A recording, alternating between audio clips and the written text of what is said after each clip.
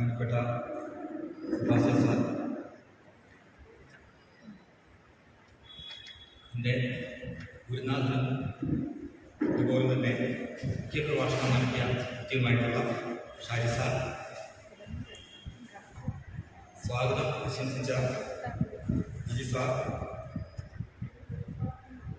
ഉപഹാരം സമർപ്പിച്ച നമ്മുടെ ബഹുമാനപ്പെട്ട രജിയച്ച, സർവീസിൽ നിന്ന് വിരമിക്കുന്ന അധ്യാപകരായിട്ടുള്ള Sabir sir, Minu sir, Jayaprakash sir, അതുപോലെ നന്ദി അർപ്പിക്കുന്ന നമ്മുടെ പ്രിയപ്പെട്ട ജോബി സാർ, കുറേയൊക്കെ സന്തോഷവും അതുപോലെ തന്നെ ചെറിയൊരു വിഷമവും തോന്നുന്ന ഒരു സന്ദർഭമാണ്. സന്തോഷം തോന്നാൻ കാരണം എന്താണെന്ന് വെച്ച് കഴിഞ്ഞാൽ, ഇങ്ങനെയൊരു കൂട്ടായ്മ ഇന്നിവിടെ നമുക്ക് കൂടാൻ സാധിക്കും. വിരമിക്കുന്ന അധ്യാപകരെ സംബന്ധിച്ച് ഒരു വലിയ കാര്യമാണ്. 25 അല്ലെങ്കിൽ 30 വർഷങ്ങളുടെ സേവനങ്ങൾക്ക് ശേഷം ഒരു സ്ഥാപനത്തിൽ നിന്ന് പടിയിറങ്ങി പോവുക എന്ന് പറയുന്നത് വലിയ ദുഃഖകരമായ, അതോടൊപ്പം കുറേയൊക്കെ സന്തോഷം തരുന്ന ഒരു കാര്യം കൂടിയാണ്. കാര്യം നമ്മൾ ഇത്രയും നാളും വർക്ക് ചെയ്ത സ്ഥാപനത്തിൽ നിന്ന് തിരിഞ്ഞു പോകണം എന്നുള്ള ഒരു ദുഃഖം ഒരു വശത്തുണ്ടാകും തീർച്ചയായും.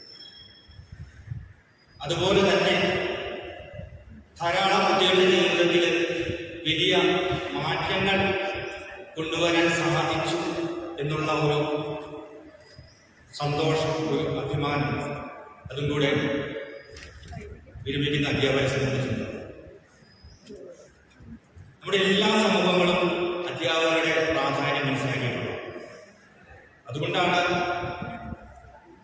കബീർദാസ് കൊണ്ട് പറഞ്ഞത്, ദൈവവും ഗുരുവും ഒരുമിച്ച് വരികയാണെങ്കിൽ ഞാൻ ആദ്യം ഗുരുവിനെ വന്ദിക്കും. കാരണം എനിക്ക് ദൈവത്തെക്കുറിച്ച് പറഞ്ഞു തന്നത് ഗുരുവാണ്. അതുപോലെ പല സർവകലാശാലകളും അവരുടെ കവാടത്തിൽ എഴുതി വയ്ക്കാറുണ്ട്, ഒരു എഞ്ചിനീയർ മോശപ്പെട്ടവനാകുകയാണെങ്കിൽ ഒരു കെട്ടിടം തകരും, ഒരു ഡോക്ടർക്ക് തെറ്റുപറ്റി കഴിഞ്ഞാൽ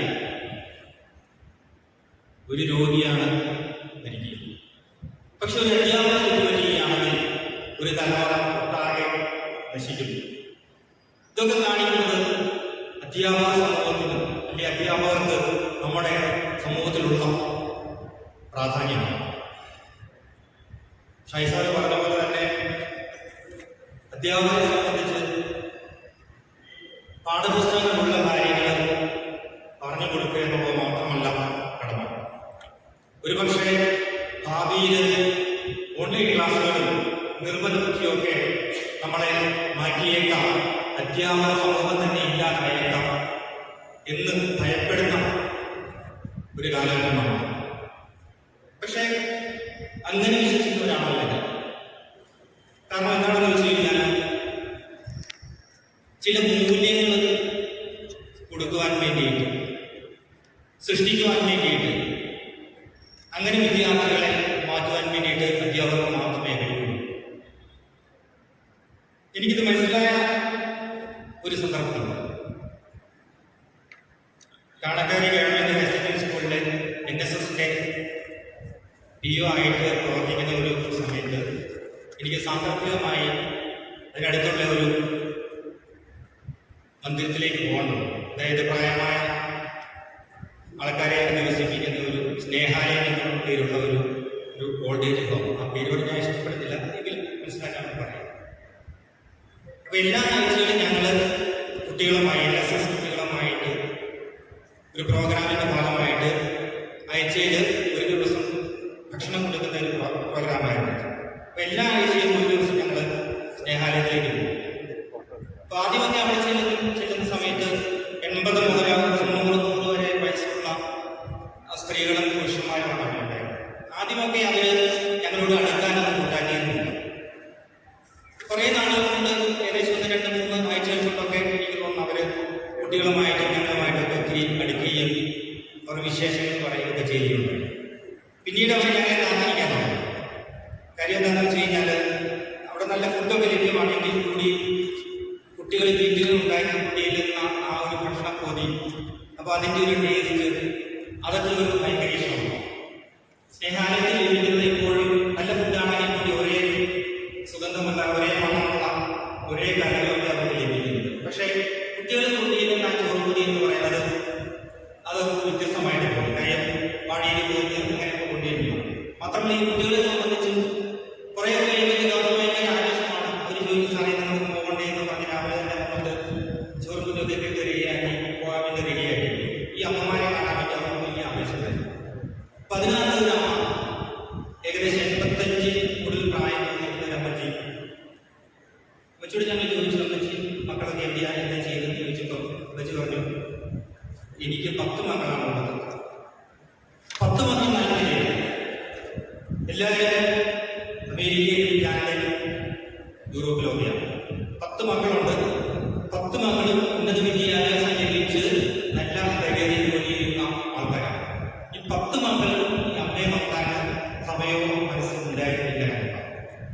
ഇത് കേട്ട് കഴിഞ്ഞിട്ട് ഈ അമ്മച്ചിയെ കെട്ടിപ്പിടിച്ച് കരയുന്ന ഞങ്ങളുടെ NSS വോളണ്ടിയറെ ഞാനിപ്പോൾ ഓർമ്മ. അപ്പോൾ എന്ത് വിദ്യാഭ്യാസമാണ് നമ്മളവിടെ ആ മക്കൾക്ക് കൊടുത്തു എന്ന് നമ്മൾ ആലോചിക്കും. വിദ്യാഭ്യാസം ലഭിച്ചു എന്ന് നമുക്ക് ചോദിക്കുവാണെങ്കിൽ ലഭിച്ചിട്ടുണ്ട് ആ മക്കൾക്കൊക്കെ. അവർക്ക് വിദ്യാഭ്യാസം ലഭിച്ചു, ജോലി ലഭിച്ചു. പക്ഷെ അത് യഥാർത്ഥ വിദ്യാഭ്യാസമായിരുന്നു. ഞാൻ ആലോചിച്ചു, യഥാർത്ഥ വിദ്യാഭ്യാസമായിരുന്നില്ല അവർക്ക് ലഭിച്ചിട്ട് എന്നോ. കാര്യം കുറേ മാർക്കുകൾ മേടിക്കുക, A+കൾ മേടിക്കുക, അങ്ങനെ ജീവിതത്തിൽ വിജയം ഉണ്ടാക്കുക എന്നുള്ളത് പ്രസക്തമായ കാര്യമാണ്. പക്ഷെ അതോടൊപ്പം തന്നെ നമ്മുടെ കുടുംബാംഗങ്ങളെ ചേർത്ത് പിടിക്കാനും അവരോടൊപ്പം നിൽക്കാനും നമുക്ക് കഴിയും. നമ്മുടെ അധ്യാപകരെ ബഹുമാനിക്കാൻ നമ്മുടെ കുട്ടികൾക്ക് കഴിയും. നമ്മുടെ സമൂഹത്തോടൊരു സ്നേഹം തോന്നാനും ഒരു അവരുടെ കടമകൾ നിറവേറ്റണം എന്നുള്ള ഒരു ബോധം കൂടി അവർക്കുണ്ടാകും. അപ്പൊ അതിനെയാണ് നമ്മൾ മൂല്യം എന്ന് പറയുന്നത്. അപ്പൊ അങ്ങനെയുള്ള ചില മൂല്യങ്ങൾ സൃഷ്ടിക്കാൻ നമുക്ക് കഴിഞ്ഞാൽ മാത്രമേ നമ്മളൊരു നല്ല അധ്യാപകനാണ്, നല്ല അധ്യാപികയാണെന്ന് നമുക്ക് പറയാൻ സാധിക്കൂ. എങ്കിൽ മാത്രമേ നമുക്ക് സമൂഹത്തിൽ മാറ്റങ്ങൾ കൊണ്ടുവരാൻ സാധിക്കൂ. ഷൈസാർ പറഞ്ഞ പോലെ ചില വൈകാരികതകൾ, ചില കരുതലുകൾ, ഇതൊക്കെയാണ് നമുക്ക് കൂടുതലായിട്ട് വേണ്ടത്. പ്രത്യേകിച്ച് എക്കണോമിക്സ് പഠിപ്പിക്കുന്ന അധ്യാപകരെ സംബന്ധിച്ച് നമ്മൾ കുറച്ചൊക്കെ ഒരു റഫ് ആൻഡ് ടഫ് ആണെന്ന് അവർക്ക് തോന്നാൻ സാധ്യതയുണ്ട്. കാരണം ഡയഗ്രൽ കാര്യങ്ങളൊക്കെ ആയതുകൊണ്ട്. പക്ഷെ അതിനപ്പുറം നമ്മൾ അവരെ മനസ്സിലാക്കുകയാണെങ്കിൽ, ചേർത്ത് പിടിക്കുകയാണെങ്കിൽ, ചില മൂല്യങ്ങൾ അവരിലേക്ക് പറഞ്ഞു കൊടുക്കുകയാണെങ്കിൽ, ഞാൻ നേരത്തെ കണ്ട പോലെയുള്ള അമ്മമാരൊന്നും അങ്ങനത്തെ സ്നേഹാലയം ഉണ്ടാവില്ല എന്നുള്ളത്. അതാണ് നമുക്ക് വേണ്ടതെന്നാണ് ഞാൻ വിശ്വസിക്കുന്നത്. പിന്നെ നമ്മുടെ കാര്യത്തിലേക്ക് വരാം. ഒരു 50-60 വർഷങ്ങൾക്ക് മുമ്പൊക്കെ 56 വയസ്സ് അല്ലെങ്കിൽ 40 വയസ്സ് എന്ന് പറഞ്ഞു കഴിഞ്ഞാൽ വലിയൊരു പ്രായമായിട്ട് നമുക്ക് തോന്നിയത്. അപ്പൊ അതുകൊണ്ടാണ് ഈ 60 വയസ്സാകുന്ന ആൾക്കാർ വലിയ ആഘോഷങ്ങളൊക്കെ വീട്ടിൽ നടത്തിക്കൊണ്ടിരുന്നത്. അപ്പൊ നമുക്കങ്ങനെ കാണാൻ സാധിക്കുന്നില്ല. കാര്യം എന്താണെന്ന് വെച്ച് കഴിഞ്ഞാൽ 56 വയസ്സ് അല്ലെങ്കിൽ 60 വയസ്സ് എന്നുള്ളൊരു പ്രായമേ അല്ല. ഞാൻ സാവിസാറിനോട് കഴിഞ്ഞ ദിവസം സംസാരിച്ചിരുന്നു.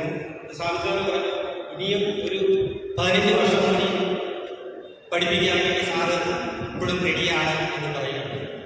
എന്ന് പറഞ്ഞാൽ അതിൻ്റെ അർത്ഥത്തിലാണ് അവരിപ്പോഴും ചെറുപ്പമാണ് എന്നുള്ളതാണ്. ഇനിയും അവർക്ക് ഒത്തിരി കാര്യങ്ങൾ ചെയ്യാനുണ്ട്. ജീവിതത്തിൽ ഒരു പക്ഷേ മാറ്റിവയ്ക്കപ്പെട്ട ചില മുഹൂർത്തങ്ങൾ, കൊച്ചു സന്തോഷങ്ങൾ, അതൊക്കെ അവർക്ക് ഇനിയും അതിനുവേണ്ടിയൊക്കെ സമയം ചെലവഴിക്കാൻ ധാരാളം സമയം ലഭിക്കും. അപ്പൊ അതുപോലെ തന്നെ ജയപ്രകാശ് സാറൊക്കെ എനിക്ക് സാറൊക്കെ NSSന്റെ PO ആയിരുന്ന സമയം മുതലേ എനിക്ക് സാറിനെ പറ്റിയുണ്ട്. വളരെ ആത്മാർത്ഥത്തോടു കൂടിയിട്ട്, വളരെ 3 പേർ കൂടി ഒരു പ്രത്യേകതയായിട്ട് എനിക്ക് തോന്നിയതാണ്. വളരെ ശാന്തരാണ് എല്ലാവരും തന്നെ, വളരെ ശാന്ത സ്വഭാവക്കാരാണ്, വളരെ സൗമ്യമായിട്ട് എല്ലാവരും ഇടപെടുന്നത്. അപ്പൊ അതുപോലെ തന്നെ ജയപ്രകാശ് സാറിനും ബിനു സാറിനും സാബി സാറിനും ഭാവിയിൽ ഇനിയുള്ള ജീവിതത്തിൽ പുതിയ കാര്യങ്ങൾ പ്ലാൻ ചെയ്യാനും ആസൂത്രണം ചെയ്യാനും നടപ്പിലാക്കാനും കഴിയട്ടെ. അതിനുള്ള ആരോഗ്യവും മനസ്സും അവർക്ക് ലഭിക്കട്ടെ എന്ന് ഞാൻ ആഗ്രഹിക്കുകയാണ്. കാര്യം എന്താണെന്ന് വെച്ച് കഴിഞ്ഞാൽ അല്ലെങ്കിൽ കുറേ വർഷങ്ങളായിട്ട് റിട്ടയർ ആൾക്കാർ എന്തൊക്കെയാണ് ചെയ്യുന്നത് എന്ന് ചിന്തിച്ചുകൊണ്ടിരിക്കുകയാണ്. നമ്മളും അതിലേക്കാണല്ലോ വരുന്നത്. അതിൻ്റെ പ്രത്യേകതയുണ്ട്. എൻ്റെ അച്ഛനെയൊക്കെ സംബന്ധിച്ച് പറയുകയാണ്, അച്ഛനെ 56 വയസ്സായിട്ട് റിട്ടയർ ആയവരെ അപ്പോൾ ലൈഫ് അവിടെ വെച്ച് തീർന്നു എന്ന് വിശ്വസിച്ചവരാണ്. ഞാൻ പറഞ്ഞു ഇനിയും 19 വർഷങ്ങളുണ്ട് എന്ന് പറഞ്ഞിട്ട് അച്ഛൻ അതിൻ്റെ ഒരു വ്യാപ്തി ഉൾക്കൊണ്ടില്ല. ലൈഫ് തീർന്നു, 56 വയസ്സായി റിട്ടയർമെൻറ്റാൽ ലൈഫ് തീർന്നു എന്ന് വിശ്വസിച്ചവരാണ്. ഇപ്പോഴും ഉണ്ട്, റിട്ടയർ ആയിട്ട് 10-20 വർഷത്തോളമായി. പക്ഷെ നമ്മളങ്ങനെ നമ്മൾ ചിന്തിക്കണം, ആയുർവേദം വർദ്ധിച്ചു. നമ്മളെ സംബന്ധിച്ച് പ്രത്യേകിച്ച് 80 വയസ്സിന് മുകളിലേക്ക് ജീവിക്കാൻ സാധിക്കുന്ന ഒരു കാലഘട്ടമാണിത്. യൂറോപ്യൻ സൊസൈറ്റിയുമായിട്ട് നമ്മൾ താരതമ്യം ചെയ്യുമ്പോൾ ക്വാളിറ്റി ഓഫ് ലൈഫിനകത്ത് ചെറിയ കുറവുണ്ടെന്ന് മാത്രമേ ഉള്ളൂ. കുറേയൊക്കെ അസുഖങ്ങൾ നമുക്കുണ്ടാകും. എങ്കിലും നമുക്ക് ധാരാളം സമയമുണ്ട് റിട്ടയർ ചെയ്ത ശേഷം.